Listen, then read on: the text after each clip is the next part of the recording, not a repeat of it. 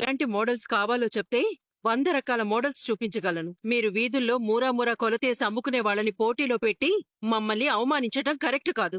మీరివన్నీ మాట్లాడడానికే. ఇది మేమిచ్చే ఆర్డర్ కాదు, కార్పొరేట్ వాళ్ళు డిసైడ్ చేయాలి. ఇంకో కండిషన్, ఈ కాంట్రాక్ట్ కావాలంటే 5 లక్షలు డిపాజిట్ చేయాలి.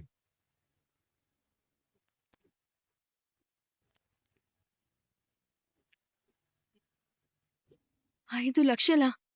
5 లక్షలే 5 నిమిషాల్లో కట్టగలను. కానీ డిపాజిట్తో పాటు డిజైన్స్ కూడా నచ్చాలి. 5 లక్షల డిపాజిట్ అంటే మా వల్ల కాదు.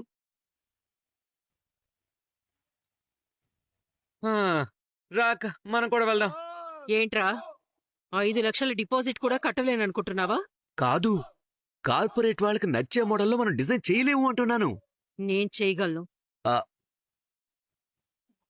మేనేజర్ గారు, 5 లక్షలు డిపాజిట్ కట్టడానికి ఎంత టైం ఉంది? 3 రోజులు టైం ఇచ్చారమ్మా. 3 రోజుల్లో 30,000 తేగలవా? 10 లక్షల కాంట్రాక్టే పూర్తి చేశాను. 5 లక్షలు తేలేనా? డిపాజిటే కాదు, డెకరేషన్కి అడ్వాన్స్ కూడా ఇవ్వరు. అవి కూడా నువ్వే తెచ్చుకోవాలి. నీకు సంబంధం లేని విషయాల్లో నువ్వేలెందుకు పెడుతున్నావు చింతామణి? నేను తెస్తాను తేను, అది నాకు సంబంధించిన సమస్య. నువ్వెందుకు నన్ను తేలేను అంటున్నావు? నువ్విలాగే అన్నిట్లోకి దూరి కాపురాన్ని చెడగొట్టుకున్నావని ఓనర్ గారు చెప్పారు. అవునా? ఈ విషయం అందరికీ తెలిసిపోయిందా? మా అక్కని మా బావ మెడబట్టుకుని బయటికి గెంటేసిన విషయం కూడా తెలిసిపోయిందా? ఇంతకు ముందు తెలీదు, ఇప్పుడే తెలిసింది.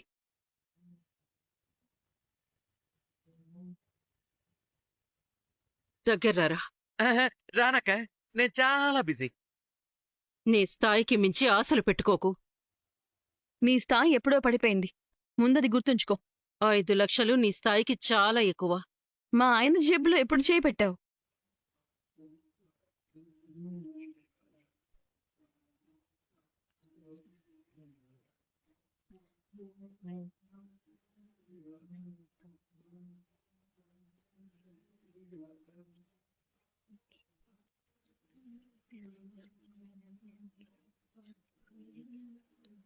ఈ పోటీలో నేను పాల్గొంటున్నాను. 3 రోజుల్లో 5 లక్షలు కడతాను.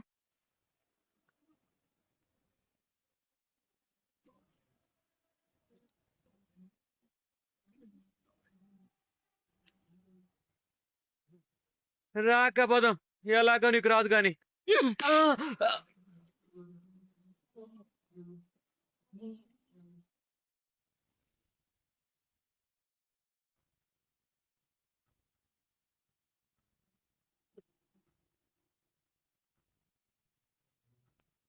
చాలా ధైర్యంగా 3 రోజుల్లో 5 లక్షలు కడతానని వాళ్ళకి చెప్పొచ్చాను. చేతిలో చిల్లి గవ్వలేదు. కాని ఆర్డర్ నాకే రావాలి. దానికేం చెయ్యాలి?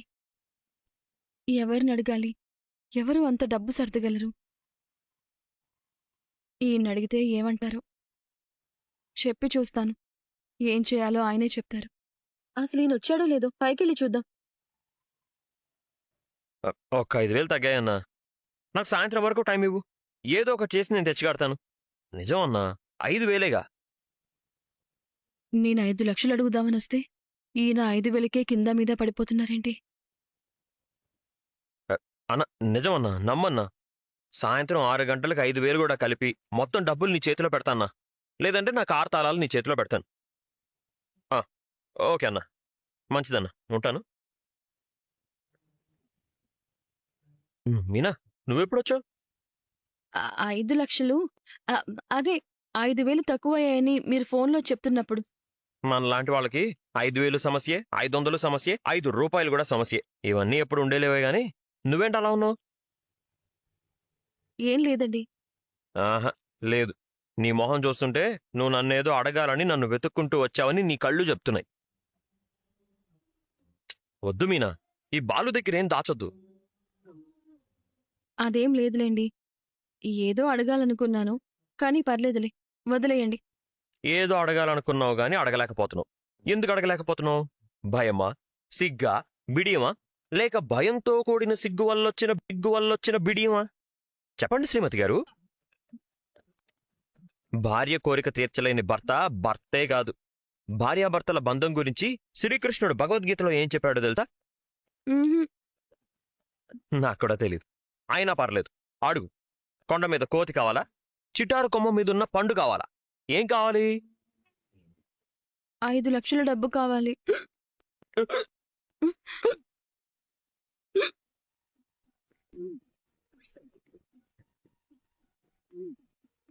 ఏమండి, మీకు బాగానే ఉందా? నువ్వు అడిగింది డబ్బులేగా. అవునండి. కారుకి కట్టాల్సిన నెలవారీ డబ్బుల్లో 5,000 తగ్గితేనే దాన్ని ఎలా సర్దాలో తెలియక వాడి కాళ్ళు గడ్డాలు పట్టుకున్నంత పని చేశాను. నీకు 5 లక్షలు కావాలా? మీ మాటలు విని ఈ డబ్బు సర్దడం కష్టమే అని అర్థమైంది. అందుకే నేనేం మాట్లాడలేదు. కానీ మీరే నీకోసం అది చేస్తా ఇది చేస్తా అని పోజులు కొట్టారు. అయినా అంత డబ్బెందుకు మీనా? ఒక పెద్ద ఫంక్షన్ ఆర్డర్ వచ్చిందండి.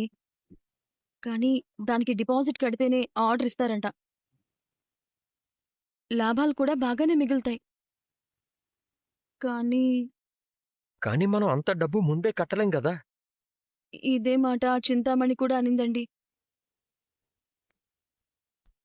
అందుకే నాకు కోపం వచ్చి పౌరుషంగా కట్టేస్తాను అనేశాను. చింతామణి కూడా నీకు పోటీగా వచ్చిందా? వచ్చింది. చాలా చిన్న చూపు చూసింది. ఈ ఆర్డర్ బాగా చేసి బుద్ధి చెప్పాలనిపించింది.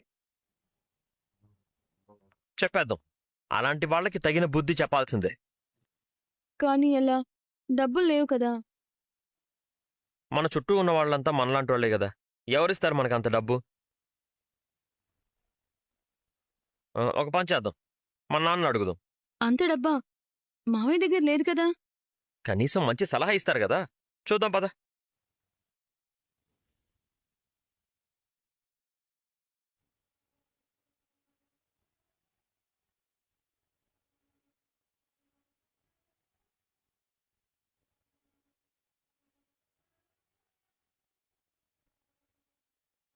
అందరూ ఉండాలని ఎందుకు అనుకున్నారు? ఏం సమస్య వచ్చింది? మా అందర్నీ అడగాలన్న ఆలోచన వచ్చిందే. ఆశ్చర్యంగా ఉందే. మళ్ళీ ఎవరి సీక్రెట్స్ బయట పెట్టాలనుకుంటున్నారు? అమ్మో, కొంప తీసి చింటూ గురించి మా అమ్మ గురించి కూడా బాలుకి తెలిసిపోయిందా ఏంటి? చెప్పన్నయ్యా, అమ్మ ఏదైనా దాచిందా? మనోజ్ అన్నయ్య ఏదైనా తప్పు చేశాడా? రోహిణి వదిన ఏదైనా మోసం చేసిందా?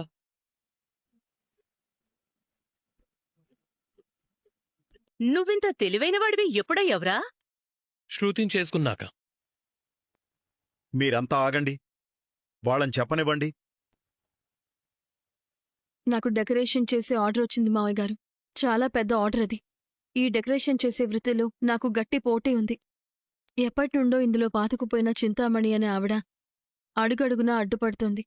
ఇప్పుడు 5 లక్షలు డిపాజిట్ చేయమంటున్నారు. అది కట్టకపోతే ఆర్డర్ చింతామణికి వెళ్ళిపోతుంది. ఏం చేయాలో అర్థం కావడం లేదు. ఈ చింతామణి ఆమెనే కదా? ఆవిడే అమ్మ బెస్ట్ ఫ్రెండ్. అమ్మ దగ్గర భరతనాట్యం నేర్చుకుంటోంది. అమ్మే ఆమెకి గురువు, ఆమె శిష్యురాలు. ఇంకా ఆపు.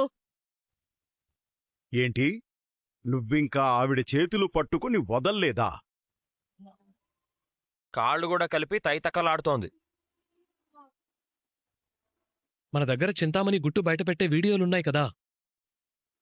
అయినా రెచ్చిపోతుందా? మనం డిపాజిట్ చేస్తే ఆ చింతామణి వల్ల ఎలాంటి సమస్య రాదు రవి.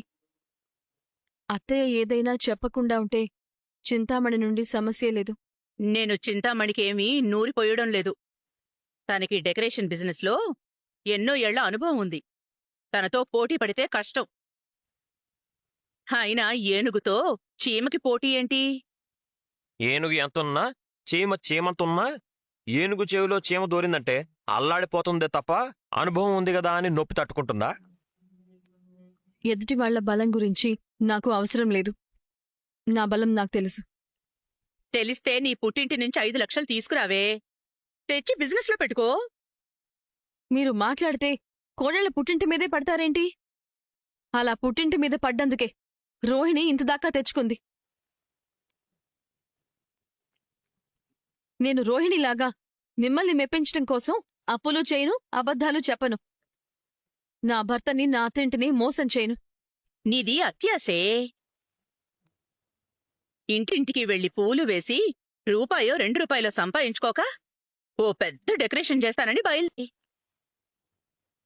ఇంటింటికి వెళ్లి పూలు వేసి రూపాయో 2 రూపాయలో సంపాదించుకోక ఓ పెద్ద డెకరేషన్ చేస్తానని బయలుదేరింది. పుట్టికెగరలేనమ్మా, స్వర్గానికి ఎగురుతా అందంట. మీరు ఎవరి గురించి చెప్తున్నారు? రోహిణి గురించి అంటున్నారు కదా? అలా ఎగిరేది రోహిణియే కదా. మధ్యలో నన్నెందుకు లాగుతున్నారు మీరంతా? అయిపోయిందేదో అయిపోయింది కదా, వదిలేయచ్చు కదా. అలా ఎలా వదిలేస్తాం? ప్రతిరోజు కర్రీలోకి కరివేపాకు కావాల్సిందే, వేశాక తీసి పారేయాల్సిందే. నాలా షెఫ్ భాషలో చెప్పావా? నేను రెస్టారెంట్లో చేరాను కదా. అమ్మా మీనా, నాకొచ్చే పెన్షన్ గురించి, దాంతో ఉండే అవసరాల గురించి నీకు తెలియంది కాదు. రిటైర్ అయిన డబ్బులొస్తే ముగ్గురికి సమానంగా పంచాలనుకున్నాను. కాని అవి వీడు 2 సార్లు తన్నుకుపోయాడు.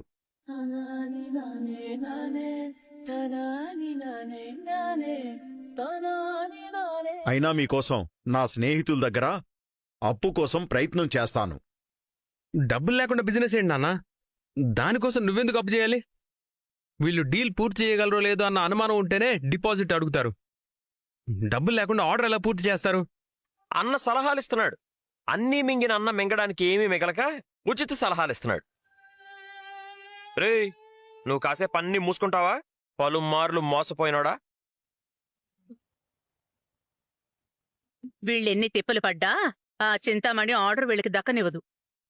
దక్కనివ్వద్దని మీరే చెప్పారా ఏంటి? ఏ ఏముంటున్నావే? నేనెందుకు చెప్తాను? మరీ అంత నమ్మకంగా చెప్తున్నారేంటి? చింతామణి ఏం చేయబోతుందో, ఎలాంటి ఎత్తు వేయబోతుందో ముందే తెలిసినట్టు ఎలా చెప్తున్నారు?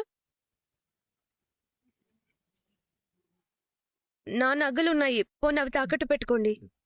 వద్దు, వీళ్ళలాగా నగలు మింగే అలవాటు మాకు లేదు. రేయ్, ప్రపంచంలో ఏ సమస్య వచ్చినా అది నా మెడకే చుడతావేంట్రా? తెలుగు భాషలో ఏ పుస్తకం చదవాలన్నా ముందు ఆలు రావాలి కదరా. ఆ ఆలు నీ దగ్గరే నేర్చుకుంటున్నాను. బాలు, నీ స్నేహితుల్ని కూడా అడగలేకపోయావా?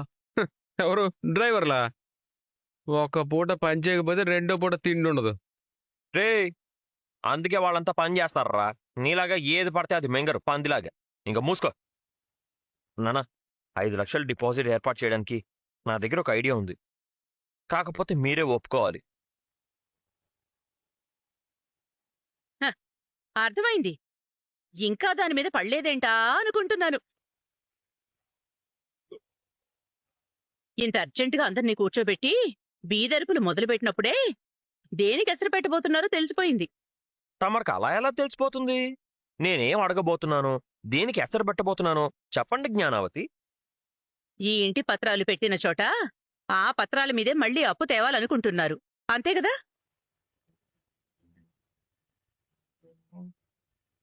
ఇంటి పత్రాల మీద మళ్ళీ అప్ప?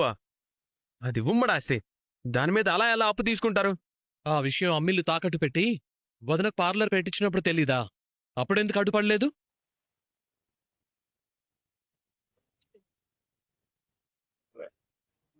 మీ నా లైఫ్ లో ఎదగాలనుకుంటుంది. నీలాగా గుడి ముందు అడుక్కోవాలనుకోవడం లేదు. ప్రతిదానికి అడ్డుపడతారెందుకు? కాస్త ఆగండి. ఇప్పటికే ఇంటి మీద అప్పు తీరలేదు. ఆయన అడగడానికి వచ్చాడు మహానుభావుడు. నీకు లేదు, నీ పెళ్ళానికి లేదు. చచ్చిన ఈ ఇంటిని మళ్ళీ తాకట్టు పెట్టేదే లేదు. మనోజ్ తాకట్టు పెడతానంటేనే ఒప్పుకోలేదు. ఇలాంటి పనికిమాలిన అవసరాల కోసం ఎలా ఒప్పుకుంటాను? ఒక్క నిమిషం ఆగిల్లావతి, నేనింకా పూర్తిగా చెప్పనే లేదు. అప్పుడే ఆవేశపడిపోయి తైతక్కలు మొదలు పెడతావేంటి? అంటే నువ్వు చెప్పాలనుకుంది ఇది కాదా? కానే కాదు. ఇల్లు మింగడానికి పార్లరమ్మ కాదు నా భార్య. గుట్టు చప్పుడు కాకుండా తాకట్టు పెట్టడానికి అమ్మ కాదు మీనా.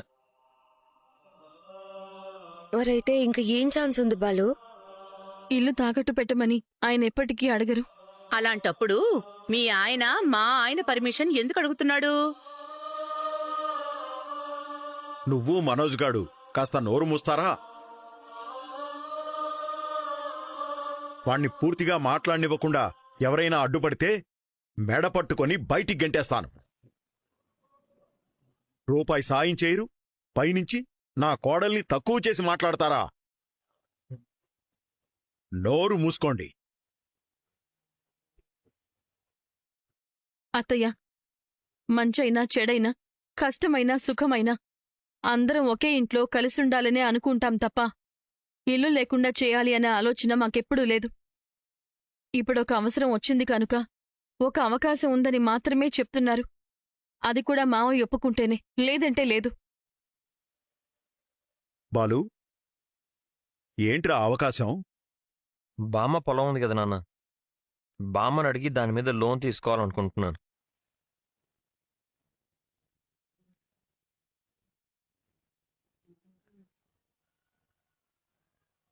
అది కూడా మనకి రావాల్సిందే కదా నాన్న.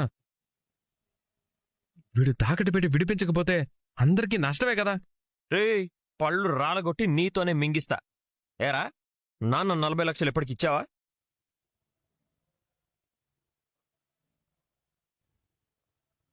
మీనా నగలమ్ముకున్న డబ్బులు ఇప్పటికి ఇచ్చావా? మొన్నటికి మొన్న నీ కళ్ళ ఆపరేషన్కి నా భార్య పుస్తరతాడు కోసం దాచిన డబ్బులు ఇచ్చాను, అవి ఇచ్చావా?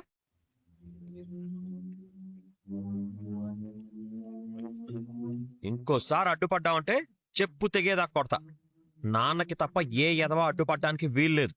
రేయ్, మీరు దయచేసి నోరు మూసుకోమంటావా? అడ్డుపడకండి. నన్నడిగితే నిన్నెవ్వరూ ఏమీ అడగలేదమ్మా. ఉచిత సలహాలు ఎవరైనా ఇస్తారు, అడ్డుపడ్డానికి తప్ప నువ్వు నీ హస్బెండ్ ఎందుకు పనికిరారు.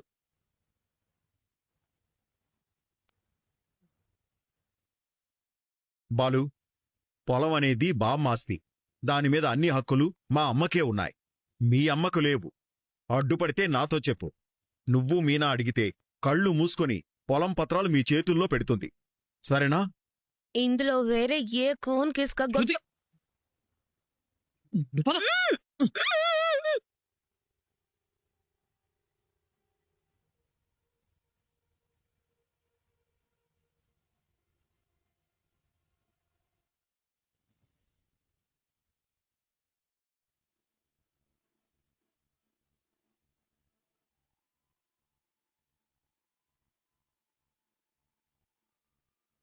ఏయ్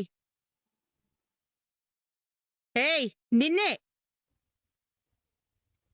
ఏంటా పొగరు? పిలిచినప్పుడు పలకడం తెలీదా? పేరు పెట్టి పిలిస్తే పలకడం తెలుసు. ఇలా ఏ ఇగ్గి అంటే నేనెందుకు పలకాలి? ఏంటా తలబిరు సమాధానం? గౌరవం ఇచ్చి పుచ్చుకోవాలతయ్యా. నేను ఎవరిని లెక్క చేయను. నన్ను అందరూ గౌరవించాలి అనుకుంటే మీ విలువని మీరే తగ్గించుకున్నవారవుతారు. నా విలువేంటో నాకు తెలుసులే గాని నువ్వేంటి నీ మొగుణ్ణి తీసుకొచ్చి ఆవిడ పొలం మీద కన్నేశావు? మేమేం చేశాం? అవసరానికి ఉపయోగపడుతుందని అడిగాము. ఆవిడ బాలుగడికే కాదు, నా 4 పిల్లలకి నానమ్మే. తెలుస్తోందా? కాదనెవరన్నారు? మరలాంటప్పుడు ఆ ఆస్తిని ఎలా అడుగుతారు? ఏదో పెద్ద షోరూం పెట్టి నా పెద్ద కొడుకులాగా వ్యాపారం చేస్తున్నావనుకో, నువ్వు చేసేది ముష్టి పూల వ్యాపారం. నా ఇష్టం లేకుండా ఆవిడ ఆస్తులు అమ్మాలని చూస్తే నేను ఒప్పుకోను, గుర్తుపెట్టుకో. అత్తయ్య, ఏంటి? ఏమన్నారు? ఆస్తులు అమ్మితే ఒప్పుకోను. అమ్మమ్మ గారి ఆస్తులు అమ్మాలనే ఆలోచన మాకు రాలేదు తెలుసా? ఎంతసేపు పొలం తాకట్టు పెట్టి డబ్బులు తెచ్చుకుందామా, త్వరగా తిరిగి చేద్దామా అనుకున్నాం. కాని